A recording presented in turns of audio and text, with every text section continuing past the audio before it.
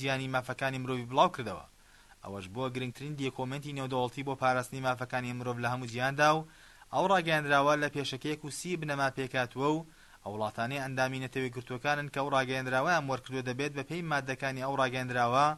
مافەتاکە کەسی و کۆمەڵاتەکان ڕەچاو بکەن و لە قوتابخانەکاندا بخوێندرێت و ئەو ڕاگەیاندراوە جیاوازێکی زۆری لەگەڵ ڕاگەیاندراوی 26 ئابی 1789 فەڕەنسا نییە. بێهێزی ئەو ڕاگەیاندراوە تەنها لەوەدایە کە هیچ گەرنتیەک بۆ جێبەجێکردنی نییە، هەرچەندە لە ناوڕۆکەشیدا کۆمەڵێک کەم و کورتی بەرچاوی هەیە. بەلای گەلی کوردستانەوە پاراستنی مافەکانی مرۆڤ مانایەکی تایبەتی هەیە، چونکە یەکێکە لەو گەلانەیدایان ساڵە مافەڕەوەکانی پێشێل دەکرێت و لە کۆتایی هەشتاکانی سەدەی ڕابردوودا گەورترین تاوانی جەنگ و فراوانترین پێشلکاری مافەکانی مرۆڤ لە دژی گەلی کوردستان بەنجام گێنراوە.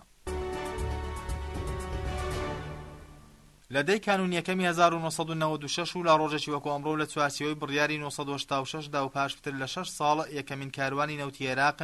ڕەوانەی دەرەوە عێراقرا، پاشەوەی بەهۆی سزا نێودەوڵەتیەکانی سەرڕەژەمی لە ناوچی باسەوە 6 ساڵ و 4 مانگ بوو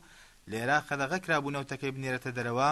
لە ڕۆژێکی وەکو ئەمڕۆی ئەو ساڵدا بەپێی پرۆگرامی نەوت بە خۆراک نەوتی عێراق نێردرایە دەرەوە و بەوەش ڕێخۆشکراتا لە ژێر چاودێری کۆمەلگای نێودەوڵەتیدا عێراق هەر 6 مانگ جارێک